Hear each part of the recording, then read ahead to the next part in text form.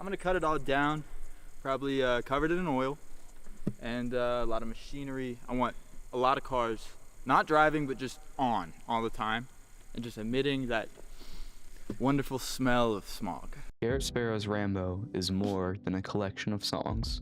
It is an 11-track journey through the rise and fall of a relationship, told in intimate, emotional beats. In roughly 30 minutes, Sparrow unfolds the narrative that feels like a short film or a novel in musical form. The album's title evokes the idea of a battle. Garrett seems to wage an internal war between euphoria, love, and the pain that follows. Throughout the story, the mysterious you he addresses evolves from a cherished lover into a source of heartbreak. And by the end, we listeners have lived through a lifetime of emotions alongside him. This review will dive deep into that story arc, track by track, highlighting how each song represents a chapter in this painfully beautiful tale of love, vulnerability, conflict, and growth. The album opens with Dew, a beautiful introductory piece that is just over a minute long. Like morning dew at dawn, this track sets a gentle, hopeful tone, the first light of a new love, as if the world is waking up to something fresh. Garrett's emotional state seems to be curious with some tentative optimism. We can imagine him standing at the brink of a new relationship, heart fluttering with a delicate excitement. There may be minimal lyrics or vocals here, which makes Dew feel like the opening scene to a film, with no dialogue, subtle but full of promise. In the story arc, Dew symbolizes the spark of the interest and the fragile hope that accompanies in the dawn of feelings. It invites the listener into Garrett's emotional world, quietly saying something is about to happen.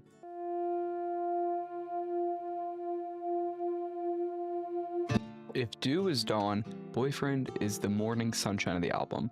It's warm, playful, and openly affectionate. Here, the narrative truly begins. Garrett directly addresses the person of his affection, essentially saying, "I think you need a boyfriend, and I'm ready to be that person."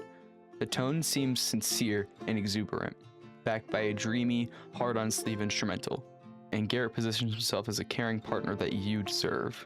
Lyrically, Boyfriend feels like a bold proposal wrapped in adoration. Garrett repeats, "I do, I do, I do," almost like vows at a wedding, signaling how serious yet excited he is. His emotional state here is hopeful with giddy infatuation. We see a character who's fallen head over heels, brimming with confidence that he could make this person happy. As listeners, we can't help but smile at this enthusiasm. This is the honeymoon phase, distilled into a song, where everything seems possible and love is simple and pure. Following the ecstatic overture of Boyfriend, Pony Boy continues the story, carrying the relationship into its next phase. The title evokes Pony Boy Curtis from The Outsiders, along with his famous line, "Stay gold, Pony Boy." Whether intentional or not, that reference casts a light of innocence and idealism in the track. In Pony Boy, Garrett's feelings deepen, but there's also a youthful, almost rebellious spirit to the love. This is the part of the story where two lovers are blissfully caught up in their own world. They might feel like characters in their own coming-of-age movie, young, wild, and free, determined to stay gold, and preserve the magic of bond against the odds. Musically, Pony Boy has an energetic heartbeat. Garrett's emotional state remains buoyant here, perhaps playful and passionate. He treats the you as someone special, maybe even a bit enchanted. Pony Boy thus represents the golden innocence of a relationship, when love feels endless and untarnished. Yet under the surface, there's subtle poignancy to the title. Staying gold hints that this stage might be fleeting. The album progresses with my favorite song and one of the few features on this album, who you guys should all know from my videos, and that is of course Tataje. As the album progresses, Softie marks a turning point in the emotional arc. By track 4, the initial rush of the new love transitions into something deeper and more revealing. The title Softie suggests that Garrett is dropping his guard. Here he becomes unafraid to show tenderness. Love made him soft in the best way. Right from the intro, Garrett admits to the truth. "When I met you, I was in a rut, running from my needs." He confesses that he used to be emotionally closed off or troubled, but meeting you changed that. The lyrics suggest that you chased him and even tried to run, meaning that this person persisted in caring for him and broke through his defenses. In the context of the story, you evolved from a love interest into a savior or healer. He recognizes that your love pulled him out of the darkness and taught him to feel again. Musically, Softie may start intimately, perhaps a sparse argument, almost like a private confession, and then a bloom into something richer as Garrett's heart swells. Nataje's verse can be heard as either the voice of the lover responding or an inner voice echoing from Garrett's sentiments. The duet makes Softie feel like a conversation or two perspectives entwined, underscoring the idea that this love involves two people opening up to each other. Emotionally, Garrett is sincere, exposed, and grateful here. The tough RAMBO exterior he had was disarmed by affection. He is a self-professed softie, and he wears that label with pride because it means he's in love. It's a beautifully vulnerable chapter where love strength is not shown by grand gestures, but by the courage to be emotionally naked. Softie leaves us with a sense that the relationship is transformative for Garrett. He's healing and growing, all because of you. By the time you reach I Think I'm in Love, the album hits its peak of emotional clarity. This track is the moment of truth. Garrett finally articulates the feelings that have been building over and over in previous songs. The title itself is a bold declaration. It's pure, unabashed, romantic euphoria. Lyrically, I Think I'm in Love might not be complex. In fact, its power is in its simplicity and honesty. Garrett addresses you directly, possibly describing the little moments or qualities that make him realize that he's truly fallen. You in the song is the center of the universe, the reason his world is so beautiful. There's also a universality here. As listeners, we can project our own experiences onto it. Who hasn't felt that dizzy floating sensation upon realizing this is love? Garrett captures that universal moment. It's almost like lightning in a bottle, making it both personal and relatable. This track also serves as emotional foreshadowing. In stories, the highest proceeds to fall. The sheer bliss of I Think I'm in Love is tinged with subtle fragility. It's so blissful that we can almost fear that it can't last. Garrett is all in and vulnerable now. By declaring his love, he has everything to lose. As the song fades out, perhaps with him repeating I'm in love in a delighted sigh, the listener might feel a mix of happiness for him and nervous flutter.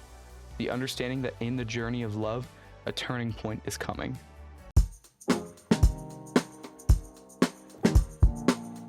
Ask arrives at a significant emotional turning point in RAMBO's narrative. After the wide-eyed declaration of love, this track introduces tension and uncertainty. The very word ask implies questions. And here we feel the weight of the unanswered questions or unspoken concerns that lurk beneath the surface of any intense relationship. It's as if a blissful bubble from the previous song had thinned and real-life issues are pressing in. Perhaps you ask Garrett something profound. Where is this going? Do you truly love me no matter what? Or maybe Garrett is the one asking the burning question.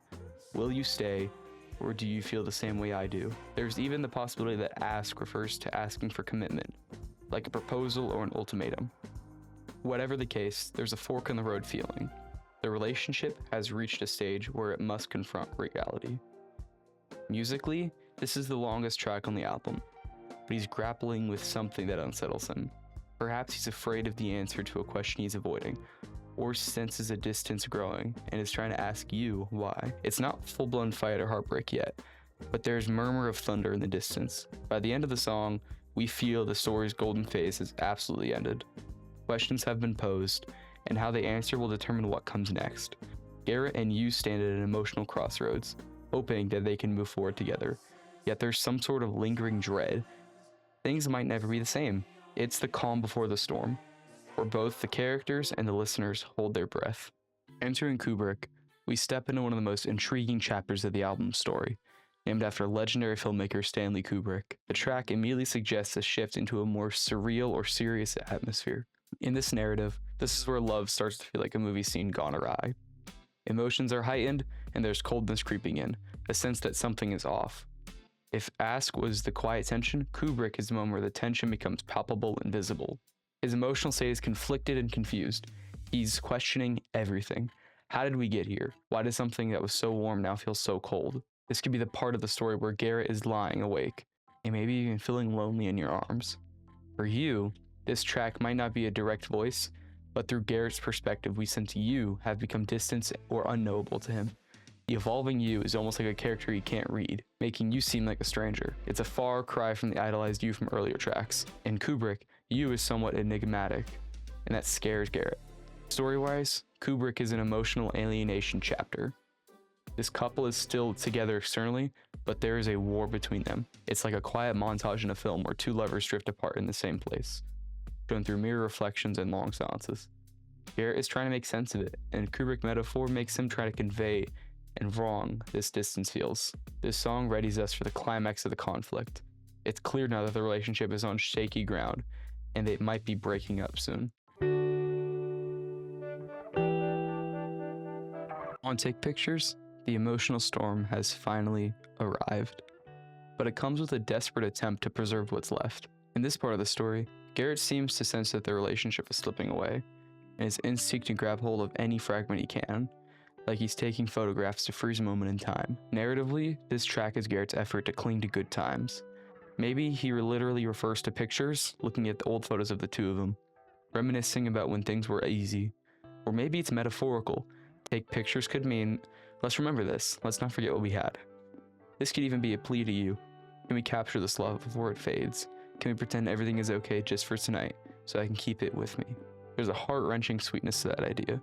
Just trying to bottle the sunshine from earlier in this album to get through the darkness. One person saying, remember how beautiful it was, and the other saying, I remember it, but look where we are. For you, this song likely portrays memory more than a present partner.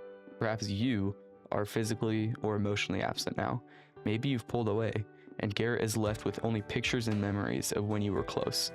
The evolving you has gone away from an ideal to a complex person, and now to someone who exists largely in the past tense for Garrett. This evolution is tragic and beautifully human. It mirrors how someone in real life can go from bringing your everyday companion to a collection of memories in a photo album. Take Photos ends with a sense of yearning. Listeners can feel Garrett's heartbreak. We all know that urge to rewind time and freeze a happy moment forever, setting the stage for the final collapse that is about to happen. By Sticker, the narrative has moved into the aftermath of the break. The title is deceptively simple, but it carries symbolic weight. Think of a sticker, once brightly pasted on, and eventually it peels off, leaving a residue. In this song, Garrett confronts the lingering marks of the relationship, the little reminders of you that are everywhere, and the emotional scars that remain. Perhaps he finds an actual sticker or keepsake from a day you two spent together. Maybe a sticker from a fair, a concert. That tiny item unleashes a flood of emotion. The sticker could be a metaphor now. You left a mark on him, something that can't be easily removed. No matter how he tries to move on, pieces of you stick with him. This is scorn with bitterness and nostalgia. Garrett might be angry at how things turned off, feeling that the sticker didn't last long enough, as it eventually came off. Yet he's also sad that its imprint won't go away. A part of him might treasure that it happened at all. The phrase painfully beautiful truly comes alive here. The pain of loss is evident, but there's a strange beauty in the lingering moments and the fact that something took place. Musically, Sticker could have more been an understated arrangement. One imagines a kind of reflective tone, perhaps a gentle riff looping into mind turning over old memories, or a soft beat that feels like a slow drip of tears. The you in Sticker is now a memory and a ghost. You've gone from being physically present to being almost like an artifact in Garrett's life, yet you're also haunting him. Every little thing reminds him of you. This track is almost like the grieving stage of the relationship narrative. It's raw and real, confronting the fact that love, once lost, doesn't just disappear cleanly. It sticks, it scars, and it changes who we are. By the end of Sticker, there's a sense that Garrett has reached rock bottom. He's acknowledged that the love is essentially over, and he's now face to face with the void it leaves. The story has one chapter left, and it can either acceptance or final devastation. Ego is the cathartic climax of the album's story, the confrontations with the ugly emotions that have been building. Up to now, Garrett has cycled through joy, confusion, desperation, and sorrow. Now on Ego, this ignites into anger, hurt, and pride. If this album is an emotional battlefield, Ego is the final standoff, where Garrett's pride and vulnerability clash head-on, with you squarely in his sights. What's crucial, even in his anger, is vulnerability bleeds through. The very fact he's so hurt that he's asking if you ever cared, shows how deeply he did care about you. Pride is often called the mask of hurts, and here, Garrett's ego is flaring because accepting the pain of loss is so hard. He might be telling himself, I don't need you anyways. He's absolutely shattered. Ego is a powerful reminder that the hero of our story is not fearless, but a wounded soul. The album may be named after a warrior, but in this battle of love, Garrett's armor, his ego, only comes up at the very end. when he's trying to protect what's left of his heart. It's a painfully relatable moment, making the story reach its emotional peak before resolving. Closing the album, Lawn is a gentle epilogue that follows the emotional war zone of ego. If the album begins with Morning Dew, it ends on the lawn at dusk, a full day's cycle of love and heartbreak. This track finds Garrett in a state of contemplation and acceptance. The storm passed. What remains is a man sitting in a lawn, coming to terms with everything that happened. In the concluding chapter, you are still present in Garrett's thoughts, but the way he addresses you has changed dramatically from the beginning. Early on, you were his beloved, and his partner in the future he was excited to build. In Lawn, you now exist as a memory, or a learned lesson. There's a strong sense of emotional evaluation by this point. The Garrett in Lawn is not the same person we met in Boyfriend. He's been humbled by his heartbreak, yet there's strength in how he delivers these final lines. He survived the war of love, not unscathed, but wiser, and is still capable of seeing beauty in the pain. The title Rambo feels especially poignant now. Like the movie hero, he endured a tough battle, but unlike that grim warrior, Garrett does not close off his humanity. Instead, he embraces it. He acknowledges that the story is painful, but it was beautiful too. As Lawn draws to a close, we hear the acceptance. The ending is emotional and cathartic. We are left reflecting on our own loves and losses, feeling both the ache and the solace that finds the hard journey. Listening to Rambo was like listening to a diary of a relationship. Throughout the album, the evolution of you is a central thread. In the beginning, you are almost like a dream, the savior who pulls Garrett out of his rut. The inspiration for him to become a softie, the one so sweet he's ready to give you the world.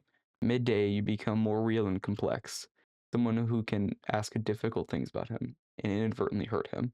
And by the climax, you are his deepest pain and doubt, and he still longs for you.